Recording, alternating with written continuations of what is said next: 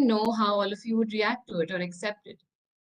Back in April, when I remember we launched or announced ATL Tinkerpreneur, we received over 9,000 registrations. And that's when we knew that this is going to be extremely huge and very impactful. And rightly so.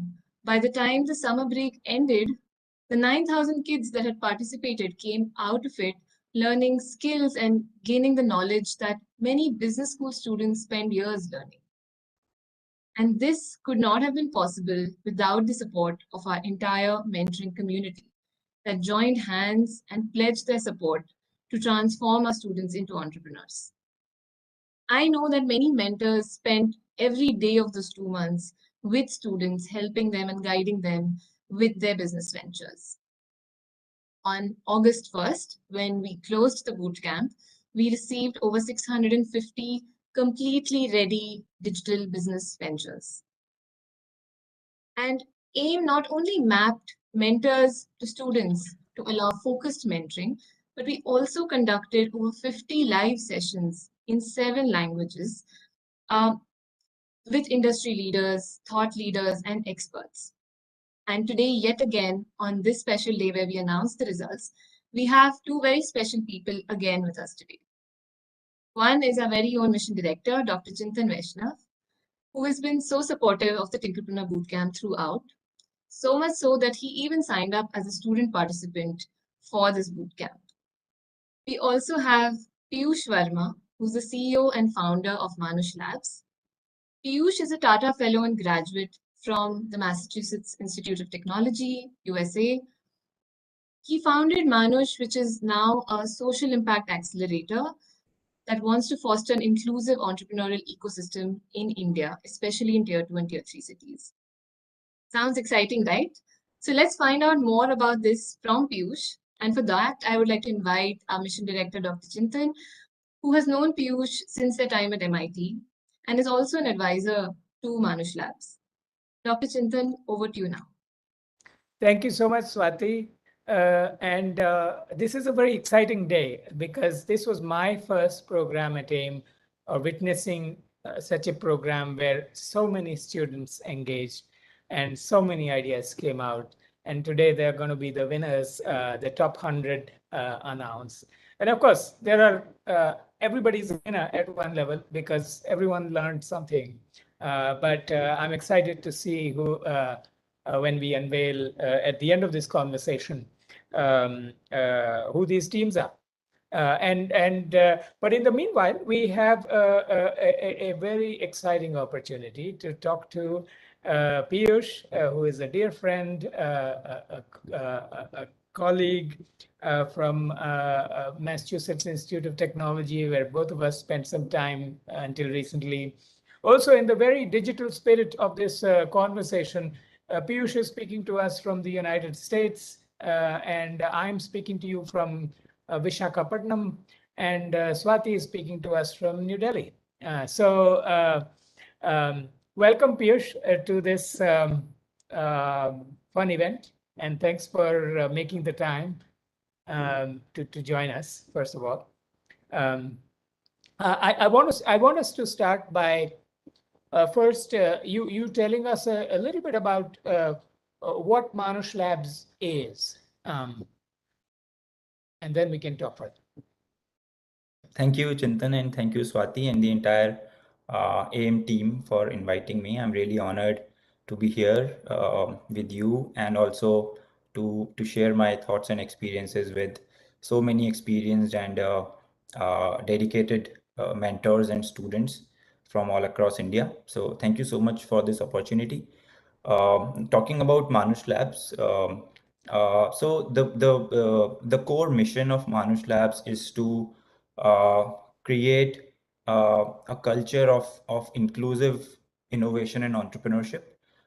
So we have seen in the past few decades that a lot of startups have made breakthrough impact in the Indian society, but most of these startups have come from the large cities and the metro cities like Bangalore, Delhi, Mumbai. But with technology access, there are a lot of entrepreneurs and innovators in small towns and cities of India who are also passionate enough to create impact but they don't have enough resources and exposure and the right guidance that they need to accomplish their goals. So the aim of Manush Labs is to support those innovators and entrepreneurs and bring them out to the limelight and make them competitive and competent to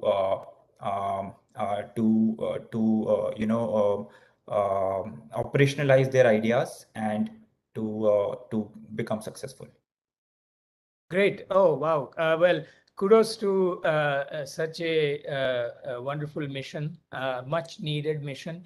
I want to say something that we are going to see also towards the end, but one of the very fascinating outcomes of the Tinkerpreneur Bootcamp this year is that if you ask a question, what percentage of teams are from rural areas, smaller towns, versus from urban areas? What you see is there are more participants from urban areas. But then if you see what percentage of teams that are in the top 100 are from rural versus urban, you see a much greater percentage figuring in top 100 from rural. So that's very fascinating and interesting outcome. I wouldn't want to say, oh, there is any causality here or anything like that, but still, I was intrigued to see it. Let's talk about your uh, upbringing and growing up in Nainital, um, and so on. Could you reflect on um, how you came to be introduced to the world of entrepreneurship, and what has this journey been like for you from the point it started? Yeah, thank you, Chintan. That's a very interesting question. So while I was growing up, so my family has always been entrepreneurial. So my grandfather used to be a goldsmith. So our entire community is basically the jeweler or goldsmith community. So I've seen entrepreneurship since childhood. I've seen my uncles and my grandfather running his shop and the business. So that was always there. But more so, I mean, when I was in school, I used to participate in programs like NCC, NSS, and I got uh, exposed to the kind of problems that there are in our society, and I also was intrigued uh, about the kind of solutions that there are, currently present. And then while I was in my undergrad, and then I went to IIT Delhi, I was exposed to more such problems, and I also started experimenting some solutions. So while I was at IIT Delhi, I tried my hands with a couple of different entrepreneurial ventures. One of them was a shelter for the homeless people, which I initiated while I was a student at IIT Delhi, and my professor PVM Rao, he supported that initiative. And then I got the opportunity to go to China, to Australia, to kind of work on that project. And then I worked in Germany at IBM for some time, just trying to understand how the large corporates and large businesses work. And then I got the opportunity to come to MIT as a Tata Fellow, and here at MIT, I got exposed to so many people from around the world who were so passionate about entrepreneurship, and the entire culture of MIT basically makes you entrepreneurial, I would say. So even if you are not so much into entrepreneurship, you tend to become entrepreneurial because of the sheer positivity towards entrepreneurship in the culture. So I initiated a program called MIT India Initiative in my second year studies here at MIT, and through that initiative, our goal was to connect entrepreneurs and innovators from different parts of India to the researchers and technologists from the Boston ecosystem. And that program kind of gave me a lot of inspiration and motivation to do something that actually converts the ideas of Indian innovators into something really fruitful, and that's how we came up with Manush Labs. So my exposure to entrepreneurship started when I was a kid, and then it kind of got into a solid shape while I was at MIT. So it's been a journey of exposure of towards entrepreneurship for me. Fantastic, and that journey continues.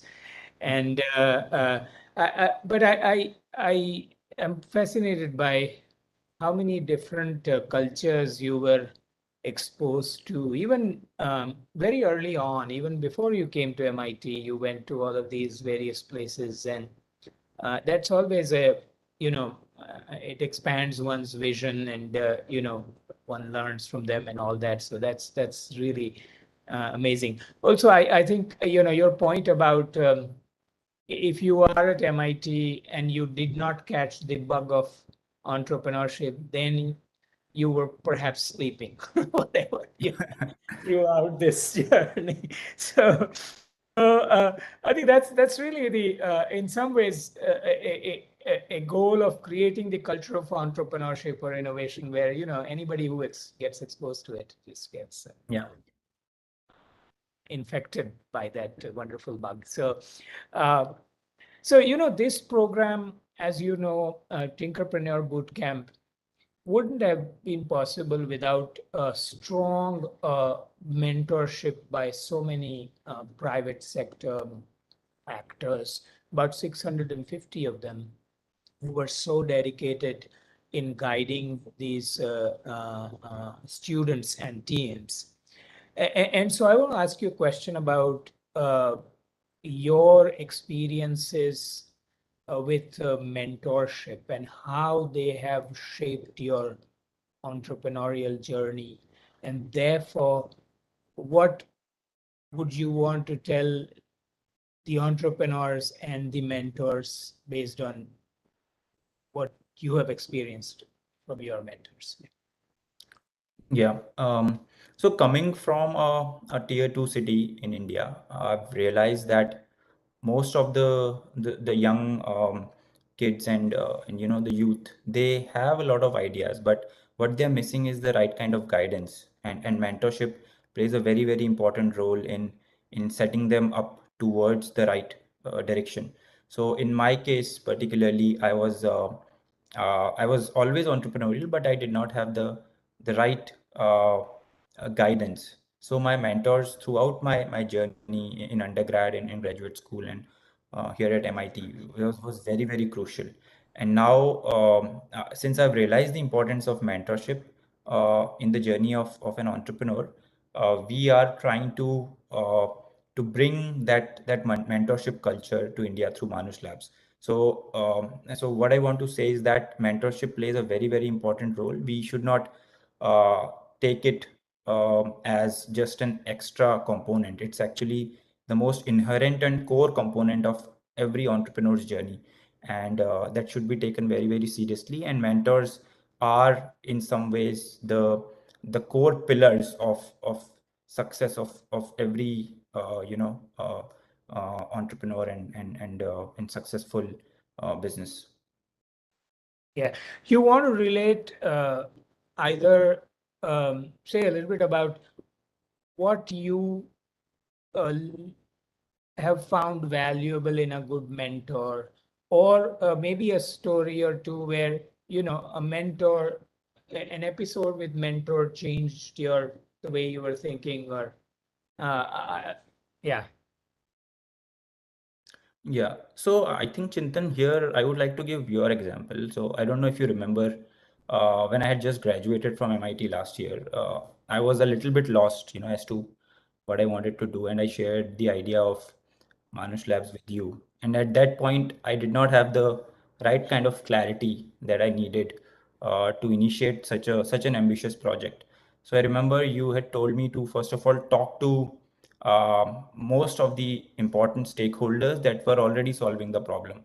So I spoke with people across India through your connections. I spoke with people at CII, IIM Ahmedabad, through all different organizations. Even I spoke with people at Niti Aayog, some people who were already doing what I wanted to do. So through that, I kind of understood the major gaps in the ecosystem, and that what I should do is to fill those gaps and not to do something redundant. And so what I want to say is that mentorship at that point was very crucial for me, because I understood that before jumping into the solution, I should first understand the problem very deeply, and then I should start executing my ideas. So yeah, so this is just an example that mentorship in my case played a very crucial role, and I'm really thankful to you for that. Yeah. Well, that's very kind of you. I wasn't really expecting that. But as they say, समझदार को इशारा ही काफी है. So I, I may have pointed you somewhere and then you made a world of it. So that's wonderful to hear.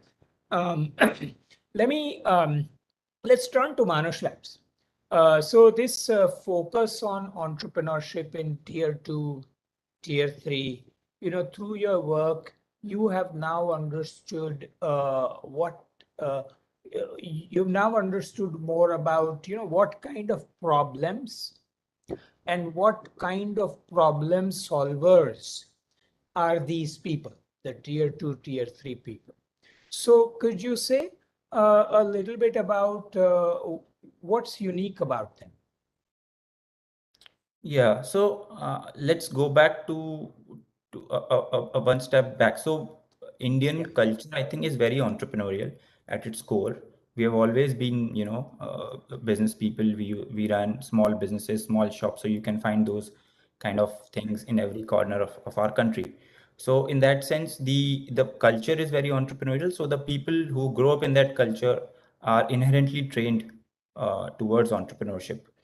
So the people that I see from tier 2 and tier 3 cities, they are very passionate about entrepreneurship. They are very determined, uh, and and yeah, it's just that they lack the confidence, uh, because our society somehow puts them into a box that you can only do certain things, you can only do engineering, you can only go in certain directions. So once they come out of that box, they flourish. That's what we have been seeing in the last few years, right? So a lot of entrepreneurs from small towns and cities are creating such huge impact. Uh, so yeah, to summarize this answer, what I want to say is that there's a lot of talent, a lot of potential, a lot of determination. It's just that the right kind of confidence has to be instilled in these entrepreneurs from small towns and cities. That's a very deep thought. I mean, somebody putting you in a box, right? I mean, Mhm. my thought goes to Swami Vivekananda, who was who had very eloquently said that the society is always trying to make you conform to something, and you achieve something when you go outside of that conformation bound. So, and you're right. I mean, until one tastes that the very first time, you have to take them there, and then they will just fly from there. And you feel that this is in these smaller towns. Uh, you think that this idea is inherent in their growing up, or can it also be nurtured in people? What has been your experience? Yeah, I think that's also a very deep question. So I feel from my personal experience that entrepreneurial passion is in most cases inherent. Uh, so it might be a very controversial statement to make, but I've seen that entrepreneurial passion somehow comes from within, and if there is that passion, then it can be nurtured and refined, and the if the right direction is given, the entrepreneur can do a lot of things, but that spark has to be there from within. So let's say if a person, it depends on the childhood, how they have grown up, and a lot of different circumstances. If they are not entrepreneurial, we should not unnecessarily push them in that direction. But if that spark is there, if there is an inherent drive, then definitely it can be converted into a really successful venture. Yeah. No, I think that is a very difficult question because this idea of you know in that inherent drive also is something that will require one to listen to themselves that okay what do I want, what do I want to do, Yeah. and then Yeah. really doing that, which is often there are again this idea of boxing. There are a lot of people putting variety of pressures on you to not go that direction, right? So listening to yourself becomes harder, but hopefully that drive is in all people. I see your what you're saying suddenly reminded me of Kabir, who said, ज्यूं तिल माही तेल है, ज्यूं चकमक में आग, तेरा साईं तुझ में बसे, जाग सके तो जाग. So I hopefully more people, all people have it. Now, so tell us a few stories of success stories of companies that you have helped through Manush Labs. Where Yeah. So they started, where they are, and so on. mhm. So I'll give a couple of examples. One of them is a company called EcoWrap, which recently got funded by Social Alpha, and Social Alpha was one of our primary partners in the first program. So we are very glad that our one of our startups got funded by our partner organization. So EcoWrap has a very interesting journey. The founder comes from a small town, and their mission is very well aligned with the mission of Manush Lab. So what they're doing is they're taking waste from hotels and restaurants, food waste, and then converting them into useful things with the help of female entrepreneurs. So like female women participants. So they're doing two things. First, they are upcycling a lot of waste, so they are of course saving a lot of carbon footprint. And then the second point is giving opportunities to women in India, and that is a really important mission, for the Indian context right now. The second example that I want to give is Atsuya Technologies, um, which is a Chennai-based startup. So they have a monitoring technology that kind of utilizes the existing refrigeration technologies and helps them to monitor and track food waste. And what happened in during the last 1 year was that due to COVID, they were not able to close a lot of deals with international clients because of the pandemic. So they turned it around and they started utilizing their technology for monitoring COVID, uh, and they started supporting the government of Tamil Nadu, and they affected and positively affected the lives of millions of people in Tamil Nadu, and they got a huge grant from the government also, and now they are being contacted by other governments like Arunachal Pradesh. So that's a really good example of how you can turn your diversities into success. Yep. Yeah, wow, that's fascinating. Say a bit more. So I think a lot of the audience here are very early stage ideas, right? So these are 6th to 12th grade students. So say a bit about, like, for example, the first company.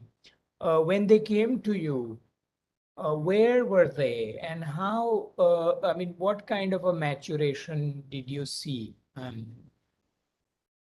Yeah, so I'll give one more example. So this company called Barosi, the founder is from a small place in UP. So I remember during the graduation day when we were asking the entrepreneurs what they learned and how they grew in the program. So they said that before the program they were like this, So they were only looking at a particular direction of their business, and through the program, by connecting with so many stakeholders, so many mentors, and so many uh, investors who invest in global startups, they got exposed to the right way of executing their business, and so that kind of exposure gave them the confidence, and now they are closing deals with so many clients across India. And because as I said initially, the talent is there, the determination is there. It's just the the confidence and the right mindset that has to be instilled in these entrepreneurs. And we have been able to do that successfully in some cases. And we would like to also thank the mentors and the advisors, who gave their time to these entrepreneurs from different parts of the country and help them, become better. Uh, so yeah, so our goal was to essentially support the startups from their initial stages where they have a product or a service, but they don't have the stakeholder connection. They don't have the confidence to talk to investors, and if we help them there, they will be able to achieve a lot more. Yeah, yeah. So but I think hidden in that idea, if I hear you right, is this idea of talking to a lot of people uh, with different experiences and listening to them carefully and being open to accept where you can incorporate their advice and sort of move forward. And so this is more of a you know this is sort of a journey of that idea. So I mean, even these early stage ideas that may be in, say, Tinkerpreneur Bootcamp, that's really beginning of the journey, but one would have to listen to a variety of these experiences and take it forward, which you have been able to enable through Manush Labs. You also get, by the way, the award for making all of these wonderful mentors work for you for free. Because there's a lot of goodwill in people who want to help. And it's really somebody who is capable of making those connections and, structuring it is really helpful. Yeah, but also I should mention that it's not just the mentorship. It is of course an important part, but also our core team that Sure. tracks the progress of the startups, that helps them create Yeah, their pitch, that helps them yeah, identify their product market fit, their yeah, go-to-market strategies. All of that is also a core component of the program, and yeah, I really thank my core team for that. yeah, yeah. Now, when you say that Social Alpha has now decided to support this company, what does it mean? Say a bit more like quantitatively. What has that company received from Social Alpha? Just so people. Yeah, so Social Alpha initially gives a seed grants seed investment support of less than um, or around a crore rupees. So um, between the range of 50 lakhs to 1 crore rupees, that's what they give to the startups at a cap valuation of 10 crore rupees, and that's what this startup has also been provided. So Social Alpha also very well aligns with our goal. They are a mission-driven organization. They support tech startups, and also the startups that are creating a lot of impact. So they are impact first, and return comes later. So that's why they align very well with our goals, and I'm pretty sure that EcoRap will achieve a lot more while working with Social Alpha. Yeah, yeah. So I think for people on this call, in case they haven't come across Social Alpha, that is a social impact incubator, accelerator, ecosystem builder that originally, it started out, it was set up by the Tata Trust and has been doing wonderful work in social impact space. Piyush also mentioned something very important that, it's a somewhat of an advanced concept that we may not have discussed in the Tinkerpreneur Bootcamp, but this idea of putting impact over maximizing profit, I think that's the kind of work that they do, Manush Lab does, and so that's really a space that our nation really needs. Let's come to we talked about successes. Of course, no success is possible without some failure often. And so I want to ask you, how, what would be your advice for how should one look at failures and how should one process them as an entrepreneur? Yeah, that's a wonderful question. So, I remember listening to this podcast by Mr. Ronnie Screwwala. He says a very interesting thing that failure should be looked at as as a comma, not as a full stop. So that's a very inspirational statement. But to go deeper into that, I think most of the time failure is what society projects on us, and it's the definition of it's the societal definition of failure that we usually worry about. So we should create our own definition as to what failure is and what success is, and that has helped me a lot. So if you say, like in my particular example, I graduated from MIT last year, and most of my colleagues who graduated with me are now earning thousands of dollars, right? So they are earning a lot of money, but I've been focused on Manush Labs, and for me, success is to create impact, and change, bring change in lives of people directly. So that's how I've created my own definition of success. If I go by the definition of society, I might be a failure, right? Because I'm not making a lot of money. So what I want to say is that you have to define success, and then don't compare yourself with others, and go very deep into that. So what your family tells you, what your friends tell you might not be uh, you know kind of aligned with your own perspective.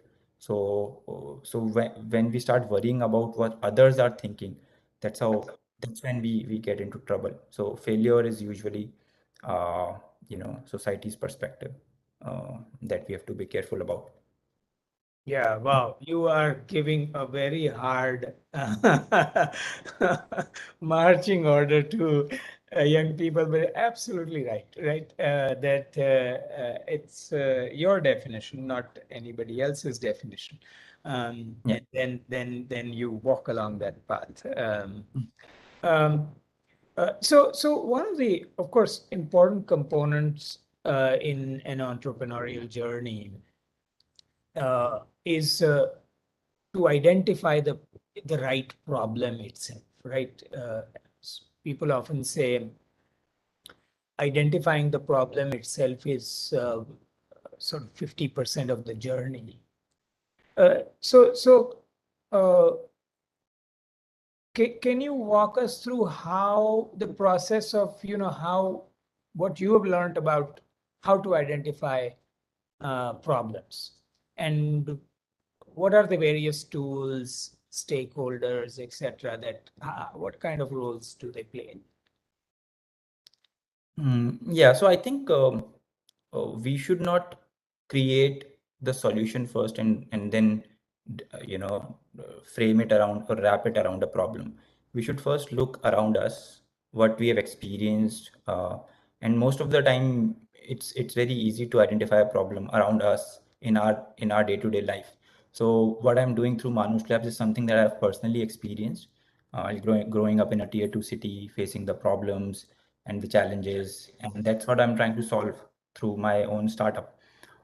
So in my case, I've personally faced these problems, and it's now I can't say easy, but it's well aligned with my goals, because I have personally faced those problems. So in each person's life, we go through separate different problems. It can be a problem while buying a certain thing, or while dealing with a particular situation. So just go deep into what you really think is lacking in our society and our ecosystem, and once you identify that, then try to solve it, rather than first creating a solution and then finding a problem to fix it, to wrap it around it. That's how I work.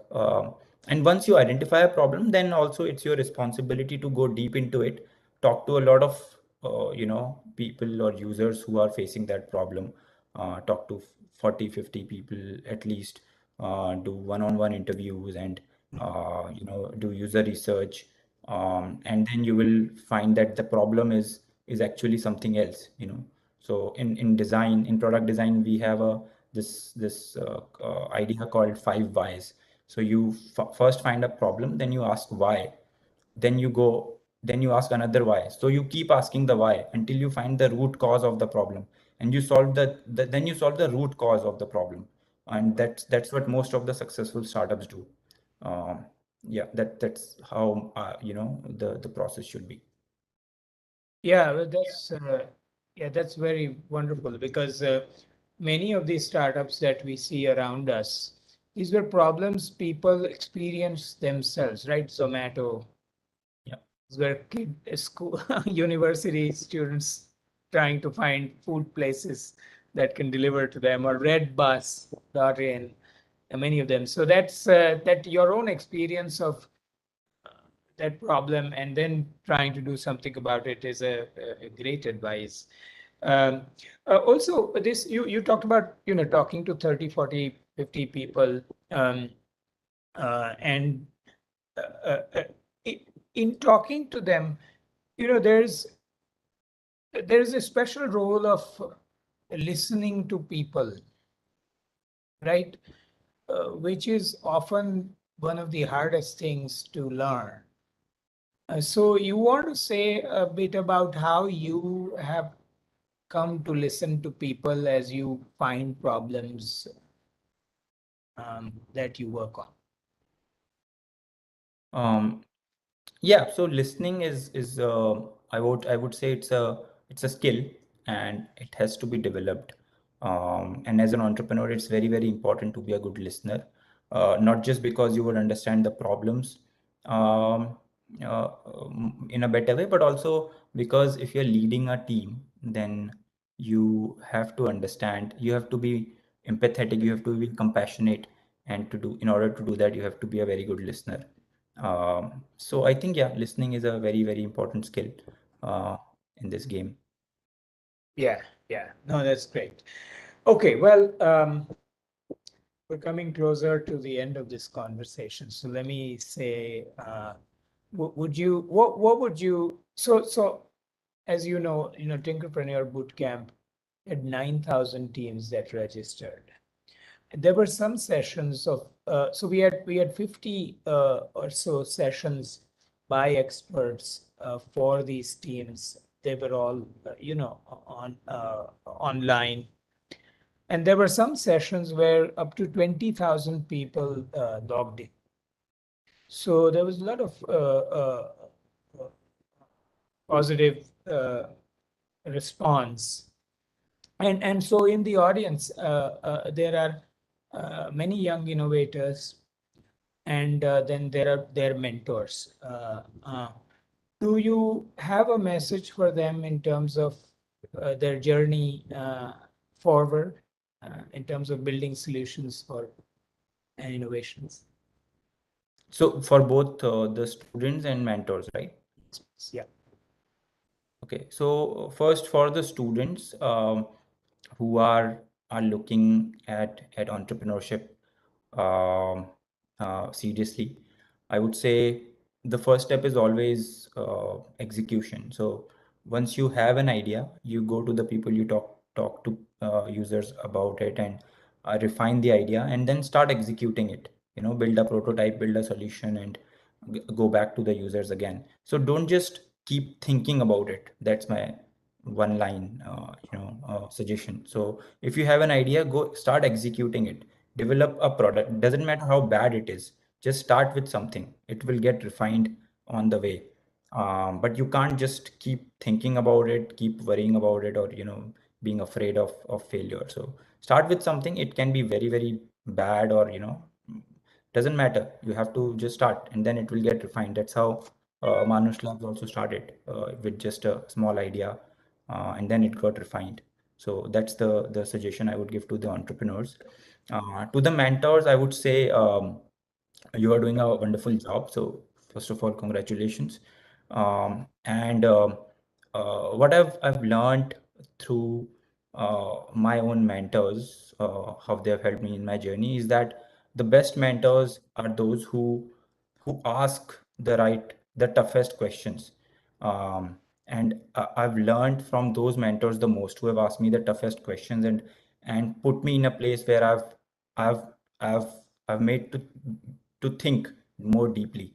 So as mentors, I think more than giving advice, our job is to ask the right questions, and then the entrepreneurs or the mentee will find the solutions by themselves. So yeah, asking the right questions and the tough questions is very important. Great. Well, thank you for those beautiful words. I think don't get stuck in analysis paralysis. Do something. Yes. And ask deeper, tougher questions, which by itself is a very tough thing. So that well brings us to a close of this wonderful conversation, but it also brings us to this exciting moment where we are going to know who the top teams for this year's Tinkerpreneur Bootcamp are. So let me first say a big thank you to you, Piyush, for taking out the time and being a part of this unveiling of the top teams. And we look forward to, of course, involving you as many of these young people, you know, uh, become, take their ideas forward. So, Thank you, Chintan. over to you, Swati. Thank you so much, Piyush, for those wonderful words of encouragement. I especially loved your answer about failure, and that is something that will really resonate, I think, with the students and the mentors. Thank you, Dr. Chintan, for joining us even when you're traveling all the way from Visakhapatnam. We really enjoyed listening to you both and your interaction. To all the students and mentors, there has been a lot of excitement in the chat box and the comments of this YouTube live. All of you want to know where the results are, and here is where they are. Please navigate to aim.gov.in as you can see on your screen. And the first banner that you see on your screen is going to be about Tinkerpreneur. So just click on that. And here's where you'll be able to find the top 100 students on the basis of their performance throughout the 9 weeks. And right after that, you can find the top mentors who have really supported the students throughout, and their students have also performed exceptionally well. We also have identified some of the most consistent students who have stayed with us throughout the 9 weeks, and that is tough given that it's a summer break. Most of you wanted to enjoy, but you completed the boot camp, and we are identifying some of the most consistent ones. We also have the most consistent mentors who day in and day out, even though they had a really tough, busy schedule with their work, and given the pandemic, they continued mentoring students throughout the 2 months and evaluated their assignments and gave them support throughout. So thank you so much to all the students, mentors, and to the ATL in charges who helped facilitate this interaction between students and mentors. Thank you so much, and that's a wrap to our ATL Tinkerpreneur result announcement. Thank you, Dr. Chintan and Piyush again. Thank you. That's great. Congratulations to everybody, all the students, first of all, who participated so enthusiastically. The top 100 for your dedication, ideas, perseverance, to all the mentors for nurturing these young minds who are, I'm sure, going to go on to do wonderful things, and all the partners, NIC, who helped host this platform, and others. And others who helped translate several sessions into multiple languages. So with that, we'll bring this session to a close, and have a good weekend, everyone. Thank you. Bye. Thank you. Bye. Bye.